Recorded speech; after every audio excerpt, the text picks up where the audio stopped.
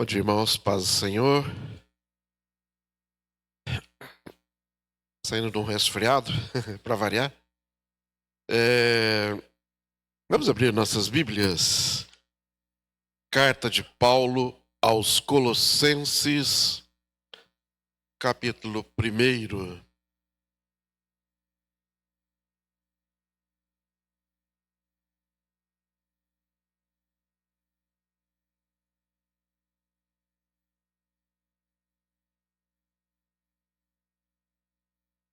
Carta de Paulo aos Colossenses, capítulo 1.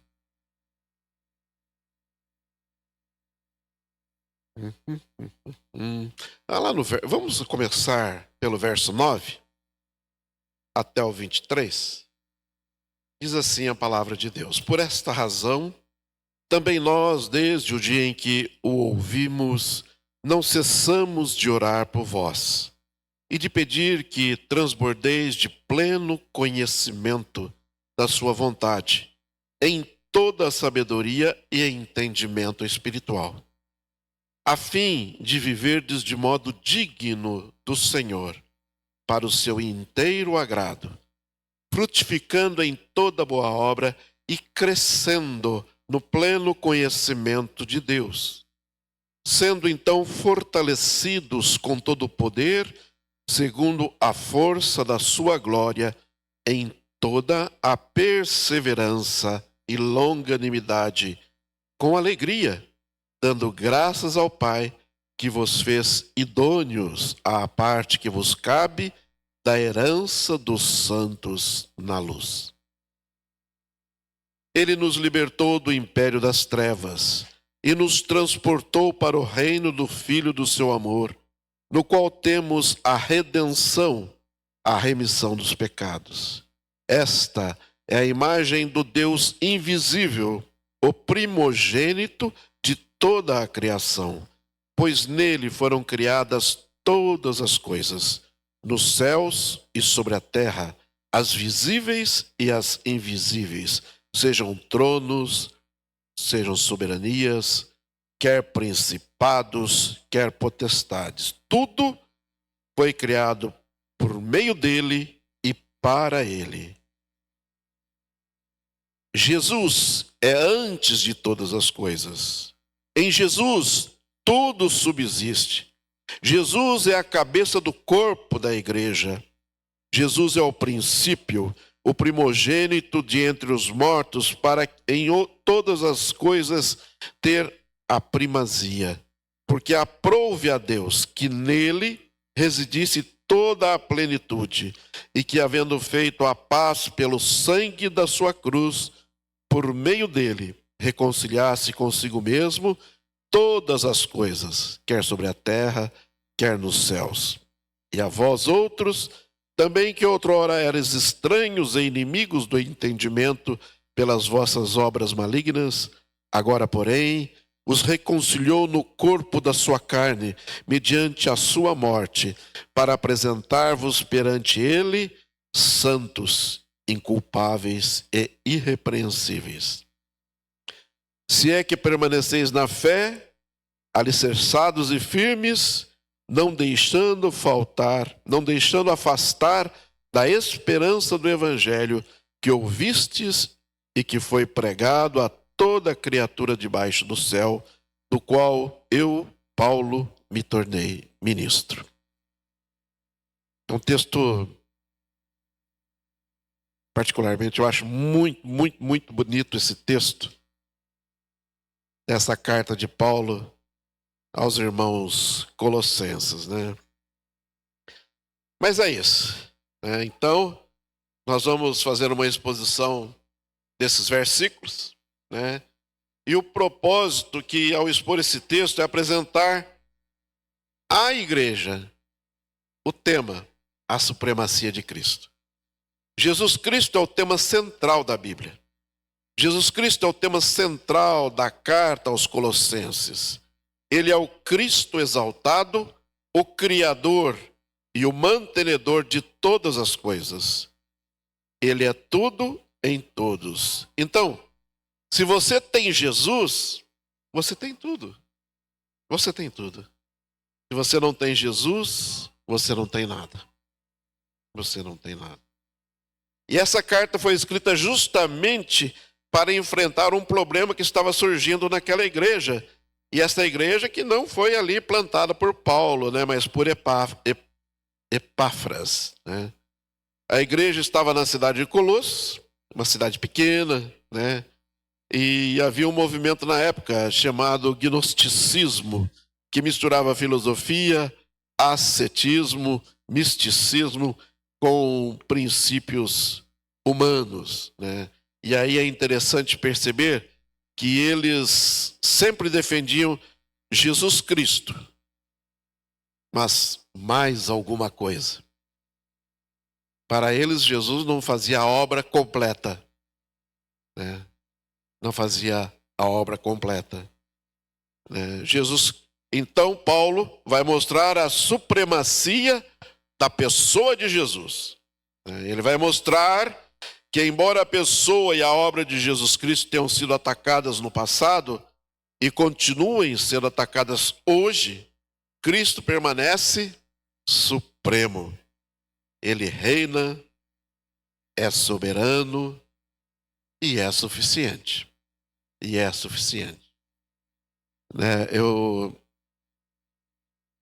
Para variar, eu gosto muito de ver muito sobre o estudo, né? Então, eu passo a semana lá colhendo e buscando informações. E o pastor Paulo Júnior, ele diz que quando Paulo escreveu essa carta, ele tinha um propósito muito claro. Mostrar ali a supremacia, a grandeza e a glória do Filho de Deus. E esse é o tema da carta. Toda a epístola, ela gira em torno desse argumento, né? Então, Paulo escreveu essa carta por volta do ano 62 depois de Cristo, durante sua prisão em Roma, e foi justamente no período em que esteve preso que escreveu várias de suas epístolas, e a carta aos Colossenses foi uma delas. Como eu disse, o fundador da igreja foi Epáfras, né? E quem foi ele? Ele foi convertido durante um período em que Paulo permaneceu 3 anos em Éfeso. Éfeso é perto ali, né? E ali Paulo pregou, ensinou e fez muitos discípulos. E um dos convertidos foi Epáfras, que era morador de Colossos. Então, quando esse jovem volta lá para Colossos, ele funda algumas igrejas. E entre elas, fundou a igreja de Colossos. Mais tarde, é um nome chato. Epáfras foi visitar Paulo e relatou os problemas que estavam enfrentando na igreja. E disse-lhe que diversas heresias estavam circulando entre os irmãos, ameaçando a fé e a doutrina da igreja, né? Era uma preocupação muito grande por parte daquele pastor. Oi. Oi? Pode.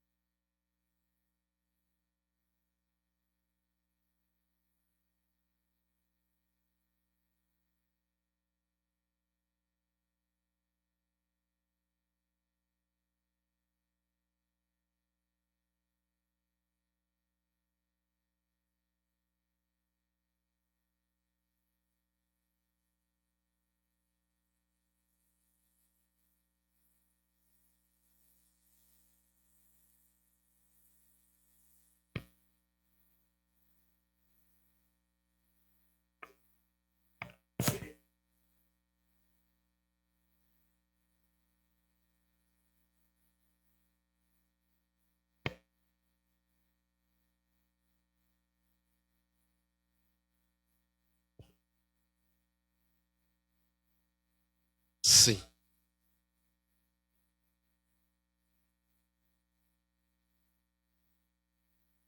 Sim.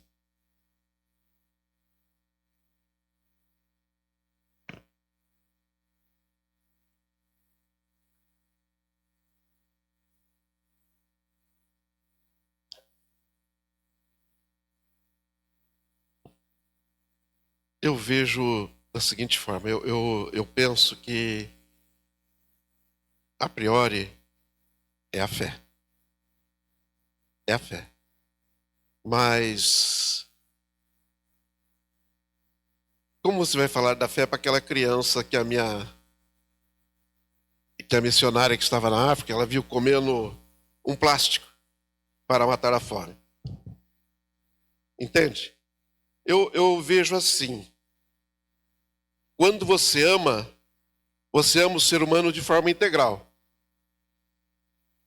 Quando você ama e vê uma pessoa ali passando fome, aceita Jesus e vai se virar. Não. E hoje é preciso assim também. O problema é que nós vamos ver mais para frente é justamente que as pessoas invertem. Eles querem usar as obras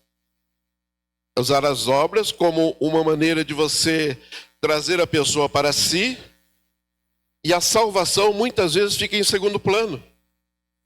Você vai ter um apartamento novo, você vai ter muitas vitórias, eu declaro, sabe? A salvação muitas vezes fica em segundo plano. E isso é coisa do panteísmo, né? Você transformar Deus e as coisas com o mesmo valor, né? Você igualar tudo, criação e criatura, e está errado, né? Primeiro lugar, a salvação. Por isso que eu sempre falo, o maior milagre na vida do ser humano não é voltar a andar, não é enxergar, não é voltar a ouvir, mas é aceitar Jesus como seu único e suficiente Salvador. Porque qualquer milagre que aconteça na sua vida, se você não tiver aceito a Jesus, você vai para o inferno, enxergando, andando, e não tem jeito. Eu não sei se eu consegui responder claramente a sua questão, mas eu vejo assim, hoje a igreja realmente caminha a passos largos para agradar mais ao ser humano do que a Deus. Agradar mais, vem aqui que aqui você vai, né? Não é assim. Eu ouvindo um pastor algum tempo atrás, ele falou, meu irmão, e ele é pentecostal, e ele disse, olha, eu tenho visto as igrejas fazendo campanha, né? E 3.000 pessoas deram R$100 lá, porque a promessa do milagre ia chegar. Mas o milagre chega para 2 ou 3 pessoas só. E as outras não tinham fé o bastante? Então são coisas em que as pessoas e a massa é manipulada muitas vezes. O segredo é a salvação em Cristo Jesus. Porque se você estiver salvo, por mais difícil que seja a sua vida, os céus estão abertos e você, com certeza, vai ser usado. E a sua visão de mundo muda completamente, porque você aprende a amar as pessoas e olhar para o ser humano de forma integral, não apenas o espiritual, mas em tudo, em tudo. Amém? Qualquer coisa a gente conversa mais depois, que o estudo é tão comprido. É verdade. Vamos lá. Só para terminar aqui, então, alguns mestres ensinavam que a salvação era obtida por meio de um conhecimento secreto, né, acessível apenas a um grupo privilegiado. Outros defendiam o legalismo, exigindo que os cristãos guardassem a lei, praticassem a circuncisão e observassem os ritos, né, judaicos, né? Então, tudo isso começou a se misturar naquela igreja. É uma igreja que tinha acabado de começar, já estavam ali, né, aqueles se infiltrando no meio da igreja com as suas próprias ideias, né? O gnosticismo, ele é uma corrente filosófica, religiosa também, né? E ela mistura religiões antigas que ensinavam que a salvação, ela não ocorre pela fé. E é justamente o que a gente conversou aqui. O gnosticismo defende que a salvação é pelas obras. Olha só como eles estavam se infiltrando ali, né? E foi considerado um movimento herético pela igreja primitiva justamente por causa, né, dessas coisas. Outra coisa, o ascetismo, ele pregava a autoflagelação, a autopunição, né, como meios para obter o favor divino. Já viram aquelas pessoas, né? Eu vi antigamente no Fantástico, pessoal surrando as suas costas com um negócio de arame, sei lá, absurdo, absurdo. Autoflagelo, isso. E o legalismo, né? Que para ser salvo, aceito por meio... que você ser salvo ou aceito por Deus por meio de obras ou práticas extrabíblicas, né? Acrescentando à fé aquilo que a palavra de Deus nunca ordenou. Existe, né? Existe, né? Se você for analisar, né, não é a altura do seu cabelo que te faz salvo, não é, sabe? Não é, né, um batom, não, sabe? São coisas que o ser humano gosta de praticar, sabe? Um sadismo, né? E tudo bem, vamos respeitar, mas, irmãos, salvação não pode ficar só nisso, né? Não pode ficar só nisso. Vamos lá. Eu estava ouvindo também o pastor Robério Azevedo e ele fala sobre esse texto e ele pergunta: quem é Jesus? Essa é a pergunta mais importante da nossa existência, ele diz. E ela define tudo na nossa vida. Quem é Jesus? O que ele significa de fato para cada um de nós? Se nós compreendermos quem é a sua pessoa, o que estamos dispostos a fazer, como vamos viver para esse Jesus Cristo? Então, a gente precisa saber o que realmente a gente quer. O que você busca? A salvação ou as benesses? A salvação ou todos os seus problemas resolvidos? Temos que ter cuidado, temos que pensar, sabe? Porque a palavra de Deus diz no Antigo Testamento que as bênçãos do Senhor hão de acompanhar aqueles que creem. Não tenha medo, Deus está contigo. As bênçãos do Senhor, elas te acompanham. Você não precisa ficar implorando e nem mendigando, porque você é filho do rei.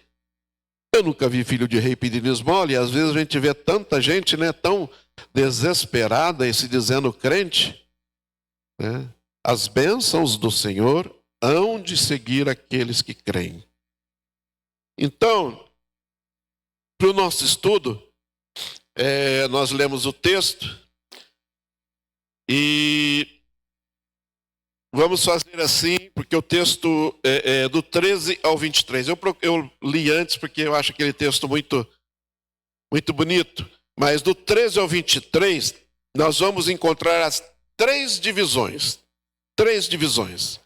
A primeira é a supremacia de Cristo na nossa salvação, na nossa redenção. Uma vez salvos por Cristo, somos totalmente salvos. Somos completamente salvos. Somos perfeitamente salvos. E a segunda vai ser do versículo 15 ao 17, que trata da supremacia de Cristo na criação, na natureza. A terceira, do 18 ao 23, a supremacia de Cristo na nova criação, que é a igreja. Então, deixa a sua Bíblia aberta aí no texto e vamos ler, vamos estudar. Supremacia de Cristo na salvação. Versos 13 e 14.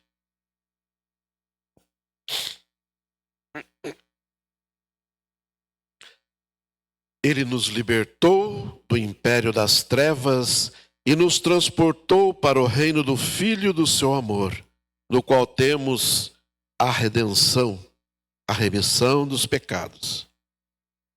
E aqui nós temos 3 lições importantíssimas sobre a supremacia de Cristo na minha e na sua salvação. A primeira, Deus é o autor da salvação. A salvação não é um ato humano. A salvação não é o resultado do esforço humano.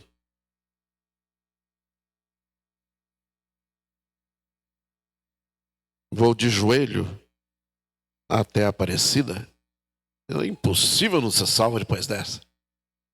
Não é isso. Não é isso. Não precisa de esforço humano, ela é de Deus. É um ato de Deus. Por isso, observe o texto. Ele nos libertou. Esse ele indica que o sujeito da ação é Deus. É Deus quem nos salva, é Deus quem nos perdoa, é Deus o autor e consumador da nossa fé. Então, a nossa salvação é um ato intencional do Pai. É um ato planejado, é um ato pactuado entre as 3 pessoas da Trindade. Portanto, é assim, se você está salvo, se você é um crente em Jesus Cristo, é porque Deus te salvou. Deus salvou a você e a mim. Nós podemos entender, então, que a salvação é um resgate. E é maravilhoso perceber que quem toma a iniciativa não é o ser humano, mas é o Pai, é Deus, né? E a segunda verdade apresentada nesse texto é esta: Ele nos libertou do império das trevas e nos transportou para o reino do Filho do seu amor. Se a salvação é um ato divino, a figura utilizada aqui é a de um resgate, de um traslado. A gente não gosta muito de falar de traslado, né? Não sei, o que vocês lembram quando fala de traslado? É, isso mesmo. Tem a ver com terra branca. Traslado não. Vamos entender isso. O texto afirma que Deus nos liberta e nos transporta. É uma operação de resgate. Ele nos resgatou do império das trevas para a sua maravilhosa luz. Então o verbo libertar, que no grego é hiomai, significa salvar, libertar de algum tipo de escravidão. A palavra império já, ela transmite a ideia de autoridade e poder. Assim, Deus nos libertou da autoridade de Satanás, Deus nos libertou do império das trevas e nos transportou para o reino do Filho do seu amor. Deus te trouxe de lá onde você estava para o reino do Filho do seu amor. O reino de Deus não é um império opressor. É um reino onde o amor prevalece, onde a liberdade prevalece.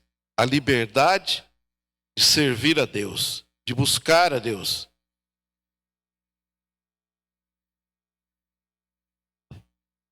E é interessante essa ideia, porque Satanás é chamado de como? Do Deus deste século, o Deus deste mundo. E o mundo jaz no maligno. Então Deus, por meio de Cristo, nos liberta completamente do poder de Satanás e nos transporta para o senhorio de nosso Senhor e Salvador Jesus Cristo. E o verbo transportar no grego significa remover, transferir, né? E conduzir de um lugar para o outro. Um dos grandes comentaristas bíblicos, ao explicar esse texto, ele afirmou que esse traslado possui 4 características. É um traslado do poder de Satanás para o senhorio de Jesus. É um traslado do império das trevas para o reino da luz. É como se você estivesse saindo da escravidão para a liberdade. E o quarto, é o traslado da condenação indo para a remissão total e completa dos pecados. Por isso, a palavra diz: agora, pois, nenhuma condenação há para os que estão em Cristo Jesus. Para os que estão em Cristo Jesus. Então nós vemos que o resgate, ele se fundamenta na obra de Jesus, né? E esse resgate, né, vamos ver o verso 14, diz: no qual temos a redenção. O que isso significa? Significa que a nossa libertação, a nossa redenção, foi realizada mediante o pagamento de um resgate. Jesus pagou com o seu próprio e precioso sangue, derramando a sua vida. E este é o preço da nossa salvação. Por isso, Pedro afirmou que não fomos resgatados por prata ou ouro, coisas corruptíveis, mas pelo precioso sangue de Jesus Cristo. E esta é uma verdade gloriosa, não é verdade? Ele pagou o preço da redenção. Jesus pagou o preço do resgate. Jesus pagou o preço do resgate. E a figura utilizada é a do mundo romano, quando escravos eram vendidos no mercado. E ali os senhores pagavam o preço e aquele escravo passava a pertencer ao novo proprietário. Paulo está nos ensinando que Deus nos resgatou enviando Jesus. Jesus morreu na cruz por nós e ressuscitou para a nossa justificação. Ele pagou integralmente o preço da nossa redenção. E essa redenção possui algumas características. A primeira delas, a salvação, a redenção, é completa e definitiva. A segunda é que ela foi obtida mediante do pagamento de um preço. Mas a característica mais bela dessa redenção é que não existe possibilidade de devolução. Não existe possibilidade de devolução, segundo a visão reformada, segundo a visão bíblica, da qual nós cremos. Cristo pagou o preço da nossa redenção. E jamais seremos devolvidos ao império das trevas. Nós viveremos para sempre no reino do Filho do seu amor. E aí nós podemos resumir a obra da salvação da seguinte forma: Deus nos libertou, Deus transportou, Deus nos redimiu, Deus nos perdoou. Então você pode dormir tranquilo hoje. Hoje você pode dormir em paz. Nenhuma condenação há contra você. Você é propriedade exclusiva de Jesus. Né? Não é o seu carro, não, né? Vocês lembram? Colocava no vidro traseiro do carro, propriedade exclusiva de Jesus, mas só entrava o dono lá, né? Para ninguém sujar o carro. Sei que é exclusivo de Jesus. Desculpa. Então,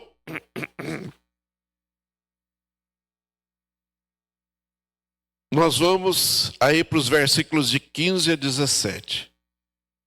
A supremacia de Cristo na criação.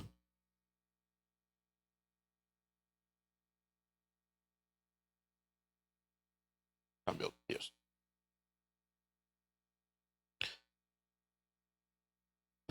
A supremacia de Cristo na criação. O 15, esta é a imagem do Deus invisível, versículo 15. Esta é a imagem do Deus invisível, primogênito de toda a criação. Né? Esta é a imagem do Deus invisível. Preste atenção, porque nessa palavra imagem é como se fosse um espelho. É como se Cristo refletisse perfeitamente a pessoa de Deus. E essa palavra nos revela duas verdades. A primeira é que Jesus Cristo é o próprio Deus. O Deus invisível é visto em Jesus. O Deus invisível é visto em Jesus. Por isso que Jesus disse: eu e o Pai somos um. A segunda verdade é que Jesus é a revelação perfeita de Deus. Nós vamos... alguém acha para mim Evangelho de João, capítulo 1, versículo 18? João 1, 18.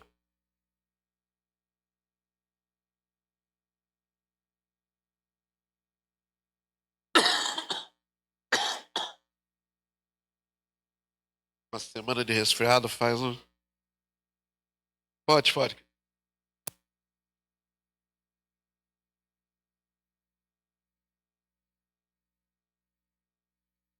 Amém.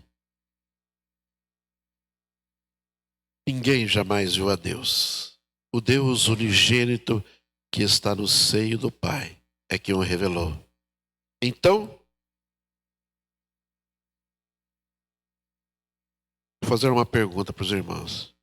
Vocês querem ver Deus? Olhe para Jesus. Você quer ouvir a Deus? Você quer ouvir a Deus? Leia a palavra. Leia a palavra. Na palavra está contida a verdade do Pai. Agora, você quer ouvir a Deus falando em voz alta? Aí é mais fácil ainda. Pega a Bíblia e leia bem alto. Você vai ouvir Deus claramente falando com você. Muito engraçado, mas é verdade. E eu conheço pessoas que leem a Bíblia alto. Eles querem realmente entender o que eles estão lendo. E é interessante, né? Esse texto aqui, ele é do pastor Arivaldo, uma das revistas que a gente estudou algum tempo atrás, né? A Supremacia de Cristo. E o pastor Arivaldo, ele é sempre assim, ele é muito sorridente, né? Animado, e ele sempre fala assim. Vamos lá, ainda no verso 15, lemos: esta é a imagem do Deus invisível, o primogênito de toda a criação.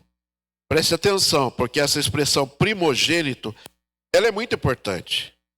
A primogenitura indica, por direito, que Jesus é o herdeiro de todas as coisas. E aí Paulo afirma que, porque estamos em Cristo, nós nos tornamos herdeiros de Deus e co-herdeiros com Cristo Jesus. Se com ele sofremos, com ele também seremos glorificados. Paulo apresenta no verso 16 três aspectos dessa posição.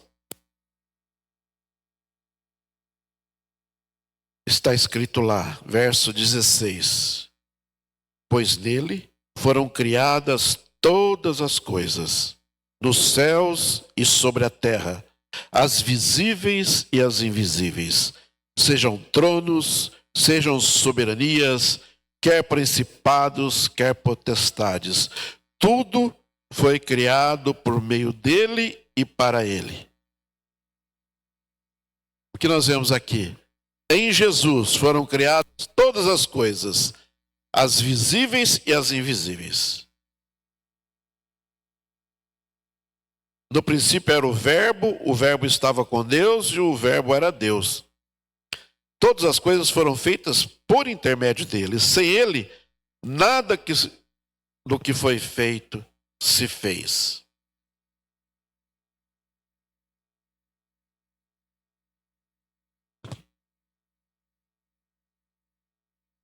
Aí a gente começa a olhar, né? Aí você pega Allan Kardec ou qualquer outro ensino contrário às Escrituras. Tenha uma certeza. Só você tem Jesus.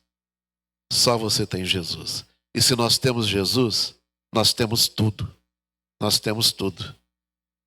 Por quê? Porque ele está acima de tudo. Jesus está acima de todos. Jesus Cristo, meus irmãos, está acima de tudo e de todos. E o seu nome foi exaltado sobremaneira, e um dia todo joelho se dobrará e toda língua confessará que Jesus Cristo é o Senhor. Ele é Senhor. Portanto, não diminua o Jesus em quem você crê. Não abra mão do Jesus da Bíblia. Jesus é tudo. Ele é grande. Ele é exaltado acima de tudo e de todos. Dele, todas as coisas foram criadas. E por meio dele, por intermédio dele, tudo foi criado. Por isso, Paulo conclui o argumento dizendo: a criação existe para ele. Tudo foi criado por meio dele e para ele. Não há como colocar Jesus e mais alguma coisa, como queriam os agnósticos, né? A gente fala muito, mas tem uma igreja que diz que Jesus não fez a obra completa, né? Eu não vou por ética falar o nome, mas acho que tem aqui na cidade. Que o fundador da igreja veio para completar a obra. Ai, meu Deus. Então, não há como colocar Jesus e mais alguma coisa. Não há como colocar Jesus e as obras. Não há. Não há como colocar Jesus e as filosofias. Diria lá o Paulo Coelho, todos os caminhos levam a Deus. Não. Somente Jesus. Não há como colocar Jesus e a ciência. É Jesus. É Jesus. É Jesus, é só Jesus. Só Jesus. Não há como você ficar tendo ideias mirabolantes. O passarinho me falou, não falou não. Olhar bem, deve ser um urubu. Jesus é o pré-existente da criação. E aí no verso 17, é isso que Paulo afirma. O verso 17 diz, ele é antes de todas as coisas. Ele é antes de todas as coisas. E nele tudo subsiste. Preste atenção. Dentro do conceito panteísta, a criação é uma extensão de Deus. Deus está em tudo, Deus é tudo.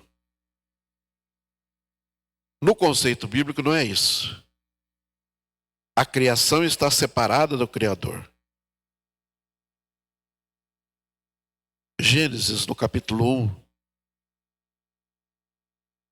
nós vemos que todas as coisas foram feitas pelo poder da palavra de Deus. Ele disse, haja e houve. É muito importante entender que Jesus já existia antes da criação. Antes que houvesse mundo, Jesus já era o Deus glorioso. Isso derruba qualquer conceito que afirma que Deus é tudo e tudo é Deus. Jesus é o Criador e a criação não é uma extensão de Jesus. Por quê? Porque Jesus é o Deus eterno. Jesus é suficiente. O Evangelho de João, capítulo 17, lá no verso 4 diz assim: eu te glorifiquei na terra, consumando a obra que me confiaste para fazer. E agora glorifica-me, ó Pai, o mesmo, com a glória que eu tive junto de ti, antes que houvesse mundo. Jesus sustenta todas as coisas. Jesus sustenta todas as coisas. Então, para demonstrar a supremacia de Cristo na criação, de novo, verso 17. Ele é antes de todas as coisas. E Paulo continua. E nele tudo subsiste. Perceba a profundidade dessa afirmação. A criação funciona, existe e permanece não apenas obedecendo às leis da física.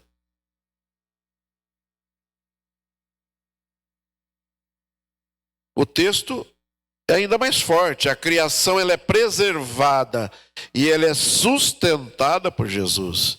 É Ele quem sustenta todas as coisas. Por isso, no capítulo 1 da carta aos Hebreus, lá no verso 3, está escrito assim: Ele que é o resplendor da glória e a expressão exata do seu ser, sustentando todas as coisas pela palavra do seu poder.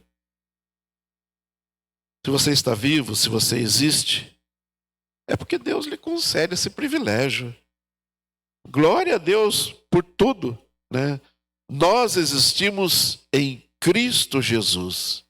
Nós existimos em Cristo Jesus. Por quê? Porque é Cristo que te sustenta, é Cristo que te preserva, é Cristo que te dá a vida. Por quê? Porque Jesus está no controle de todas as coisas. Jesus está no controle de todas as coisas.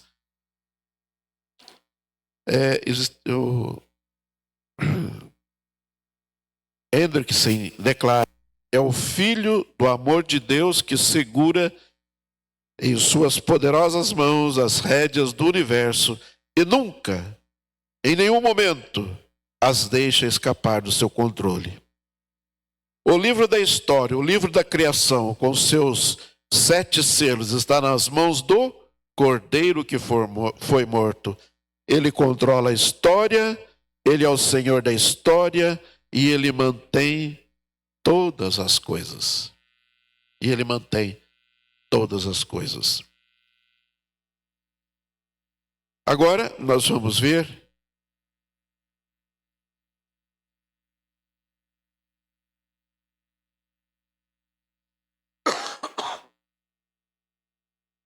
a terceira parte do nosso texto.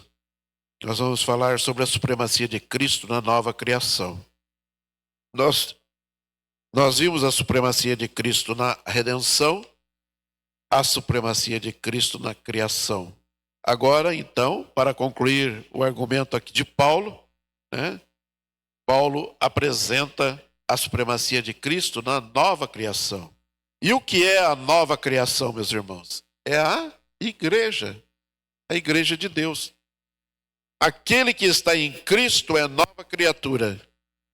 Então, nova criatura, nova criação. O Deus que disse em Gênesis: haja luz e houve luz, é o mesmo que na nova criação, na nossa regeneração, disse: haja luz em seu coração. Haja luz em nossos corações. Por quê? Porque nós somos salvos pela graça de Deus. A nossa mente é iluminada, nós somos transformados. Paulo apresenta, então, a partir daqui, 5 aspectos dessa supremacia de Cristo na igreja. Você, às vezes, a gente se acha importante, né? Muito importante na igreja, né? E o pastor Arival, ele escreve aqui: há crentes que se acham importantes, mas eu quero dizer a você, em nome de Jesus, que o importante na igreja é Jesus, porque Ele é o cabeça, Ele é o chefe da igreja, Ele é o dono da igreja. Ele é o dono não apenas por direito de criação, não apenas por direito de redenção, não apenas por direito de preservação. Jesus é o Senhor da igreja. Então, quando Paulo usa a expressão ele é o cabeça do corpo da igreja, está falando de uma relação inseparável entre Jesus Cristo e a igreja. Jesus é a cabeça, nós somos o corpo. O corpo não pode viver sem a cabeça.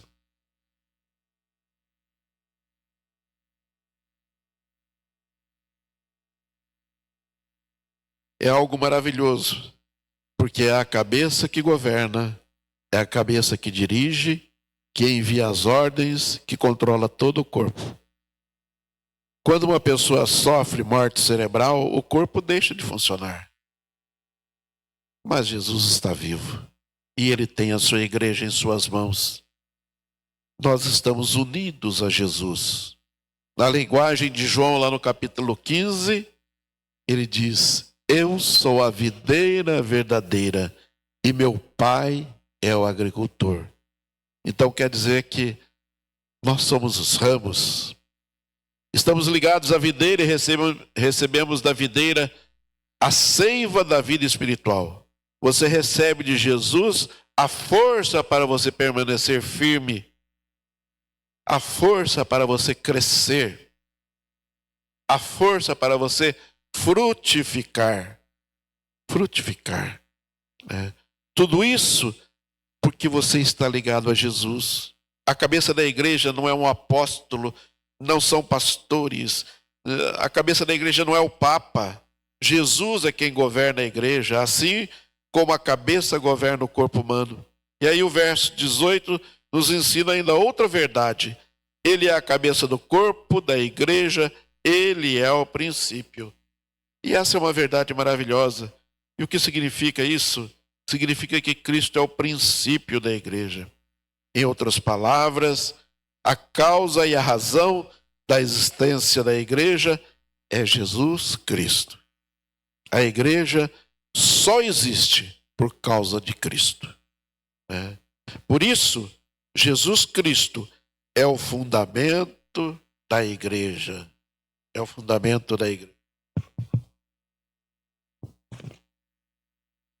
Paulo afirma que todos nós bebemos de um mesmo Espírito. Cristo é o fundamento da igreja. A igreja existe por causa de Cristo. Cristo amou a igreja e a si mesmo se entregou por ela. A igreja de Deus foi comprada com o precioso sangue de Jesus. O corpo de Cristo não é uma simples entidade, mas é um organismo vivo. Por isso Jesus é o fundamento da igreja. A Bíblia diz: ele é a pedra angular. A igreja jamais existiria sem Jesus. O terceiro argumento é esse: Jesus é a cabeça da igreja, é o princípio da igreja, é o primogênito dentre os mortos. Significa que Jesus, ao morrer e ressuscitar, tornou-se o precursor de uma nova criação, tendo a primazia sobre todas as coisas. Porque Jesus venceu a morte, nós também venceremos a morte. Nós ressuscitaremos. Jesus é o primogênito. Jesus abre a fila. Jesus puxa a fila. E nós vamos atrás dele. E nós vamos atrás dele porque estamos ligados. Estamos ligados a ele. Ele é o precursor de todos os que ressuscitarão. Por isso, lá no Evangelho de João, no capítulo 14, verso 19, o que diz? Porque eu vivo, vós também vivereis. Por sua ressurreição, Jesus garantiu também a nossa ressurreição e a nossa vida eterna. Por isso, a vida eterna está em Cristo Jesus. Quem tem Jesus, tem a vida. Quem tem Jesus, tem a vida.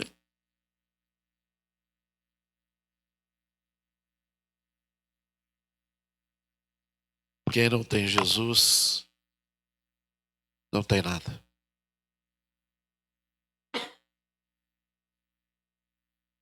Eu faço os estudos com uma letrona, sabe? Que eu economizo o óculos. Ai, eu só fico dando.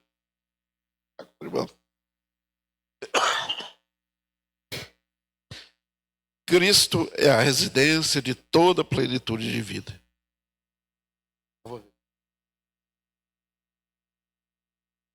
Passei a semana toda. Eu vou estar bom.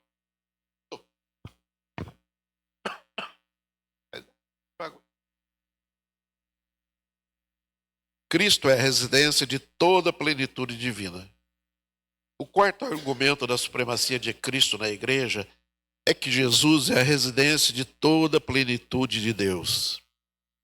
O verso 19 diz assim: porque aprouve a Deus que nele residisse toda a plenitude.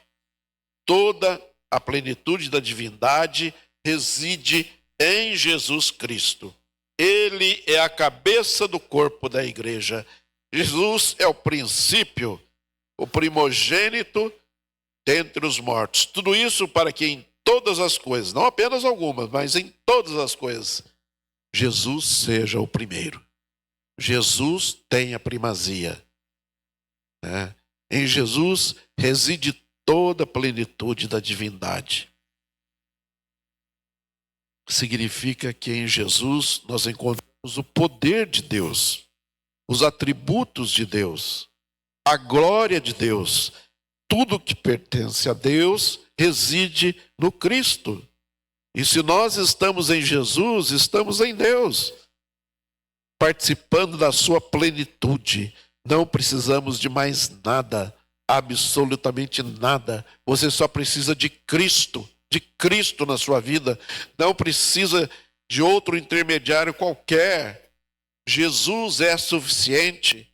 Sabe, quando as pessoas insistem tanto que fala, não, mas tem alguém aí que vai te dar uma palavra. Não, a palavra vem do Senhor. Dobre o seu joelho.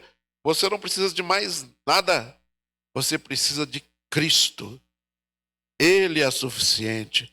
Então o que Paulo está dizendo é que Jesus Cristo é poderoso e suficiente para suprir cada uma das suas necessidades espirituais. Cada uma das suas necessidades materiais. Jesus é suficiente. A plenitude da divindade é uma fonte inesgotável de bênção, de poder, de vida para a igreja. Nós não podemos viver sem Deus, não podemos viver sem Jesus, porque nele habita toda a plenitude da divindade.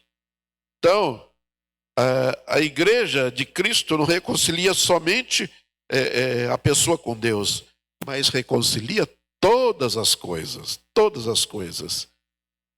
Então, Paulo diz, e havendo feito a paz pelo sangue na cruz, por meio dele reconciliar consigo mesmo todas as coisas, quer sobre a terra, quer nos céus. Então, a obra de Cristo, ela não reconcilia somente o ser humano com Deus, mas reconcilia todas as coisas. Por causa do sacrifício de Jesus, ele reconcilia todo ser humano com Deus. Ele reconcilia todo ser humano uns com os outros, reconcilia a criação com o Criador. Ele restaura tudo pelo poder do seu sangue. Por isso, Paulo, quando escreveu aos Romanos, lá no capítulo 8, ele fala dos nossos gemidos, mas fala também dos gemidos da criação, porque a criação aguarda essa restauração completa que foi efetivada pelo poder do sangue de Jesus. Haverá novos céus e nova terra. Por causa do sangue de Jesus, toda a criação será restaurada. Toda a criação será reconciliada com Deus pelo poder de Jesus. Todos nós, por causa do sangue de Jesus, formamos um novo povo, uma nova família, reconciliados também uns com os outros. Jesus derrubou todas as barreiras de separação. Jesus venceu todos os preconceitos. Todos os preconceitos. Jesus nos uniu como irmãos, como igreja. Jesus nos reconciliou, sabe pelo quê? Pelo poder do seu sacrifício naquela cruz. Então, nós precisamos entender qual é o propósito dessa reconciliação. E aí vem os versos 21 e 22, que diz: e a vós outros também, que outrora erais estranhos e inimigos do entendimento pelas vossas obras malignas, agora, porém, vos reconciliou no corpo da sua carne, mediante a sua morte, para apresentar-vos perante ele santos, inculpáveis e irrepreensíveis. Nós vemos que o primeiro propósito da reconciliação é tornar a igreja uma comunidade de pessoas separadas para Deus, santas e santificadas. E ele afirma: Outrora eres estranhos, inimigos do entendimento, né? Por causa das suas obras malignas, né? Onde que nós estávamos antes da salvação? Estávamos no império das trevas, sob a escravidão de Satanás. Mas agora, redimidos, reconciliados com Deus, somos chamados a viver uma vida de santidade, uma vida de santificação. E nós vemos aqui nesse mesmo texto que o segundo propósito é que sejamos irrepreensíveis. Vamos ler? Verso 22. Porém agora você que auxiliou no corpo da sua carne, mediante a sua morte, para apresentar-vos perante ele santos, inculpáveis e irrepreensíveis. Nós não fomos salvos porque já éramos santos, inculpáveis e irrepreensíveis. Ao contrário, o propósito da salvação é produzir santidade, é produzir uma vida sem condenação, uma vida irrepreensível diante de Deus. Lá em Efésios, no capítulo 5, o verso 25 diz assim: maridos, amai vossa mulher como também Cristo amou a igreja e a si mesmo se entregou por ela. O verso 26, para que a santificasse, tendo-a purificado por meio da lavagem de água pela palavra. E ele continua, para apresentar a si mesmo igreja gloriosa, sem mácula, nem ruga, nem coisa semelhante, mas santa e sem defeito. Olha, tudo pode estar piorando ao nosso redor, mas a igreja está sendo aperfeiçoada. O mundo pode caminhar para a destruição, mas nós caminhamos para o céu. Tenha essa certeza. Deus está trabalhando por você e por mim.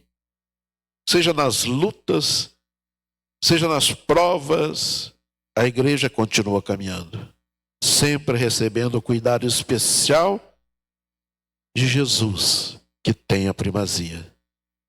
Deus está trabalhando em você. E aí que vem o verso 23.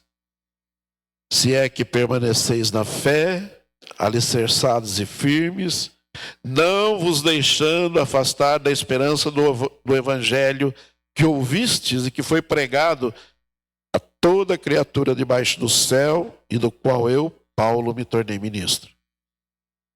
Para que tudo isso aconteça, é necessário permanecer então firme na fé, constantes, né? É 1 Coríntios 15, 58, sempre abundantes na obra do Senhor. Porque quem tem Cristo tem tudo. Tudo o que eu preciso, tudo o que você precisa é estar diante de Deus. É estar diante de Deus. Aqui o pastor Arival faz uma recomendação. Olha, pare de ficar ouvindo tantos vídeos e tantos ensinos que não tem fundamento, tentando inventar novidades para a igreja. Existe tanta novidade, né? São os modismos, né? Os modismos que muitas vezes vêm na igreja.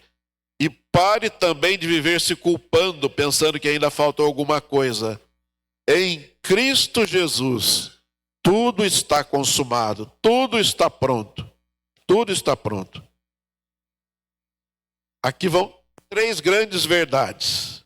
A supremacia de Jesus na salvação, a supremacia de Jesus na criação, a supremacia de Jesus na nova criação, que é a igreja. Isso significa que ele é supremo em tudo. Jesus é supremo em tudo. Né? Lá na primeira carta de Pedro, capítulo 5, verso 4, está escrito: ora, logo que o Supremo Pastor se manifestar, recebereis a imarcessível coroa de glória. O Supremo Pastor voltará para nos buscar, para nos levar, e viveremos definitivamente na casa do Pai. Como o próprio Jesus declarou: na casa de meu Pai há muitas moradas. Se não fosse assim, eu não vou teria dito.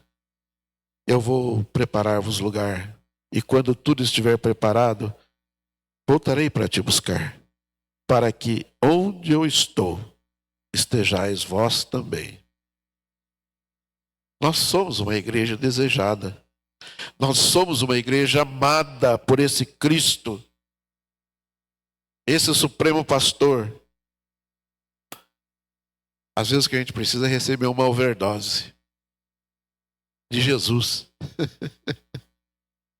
E você só recebe isso buscando. Porque Ele quer que realmente você seja um servo, uma serva vitoriosa, né? Que seja, né, fortalecido pela graça desse Deus que te ama e que te recebeu em seus braços e que caminha contigo a cada momento da sua vida, e que você saia daqui espiritualmente fortalecido, fortalecida, para a honra e glória do Senhor nosso Deus. Amém? Amém. Vamos orar. Deus querido, louvado seja o teu nome, ó Pai, nós te agradecemos, porque essa é uma palavra que falou muito comigo essa semana, e eu espero, ó Pai, eu creio, Senhor, que ela falou também hoje, nesta manhã, com os nossos irmãos, ó Pai. Que nós possamos reconhecer, ó Pai, o sacrifício na cruz, ó Pai. O sangue derramado, Senhor. Para que nós pudéssemos estar sendo tirados, ó Pai, do poder das trevas e levados para a sua maravilhosa luz, Senhor. Ó Pai, que os corações aqui, ó Pai, possam receber esta palavra, ó Pai, tendo a certeza da suficiência de Cristo em nossas vidas, ó Pai. Nós não precisamos de mais nada, Senhor. Nós temos a Ti, Senhor, como Senhor das nossas vidas. Que nós possamos continuar firmes, constantes, ó Pai, abundantes na Tua obra, Senhor. Por isso, fica conosco, nós oramos em nome de Jesus. Amém, Senhor. Amém.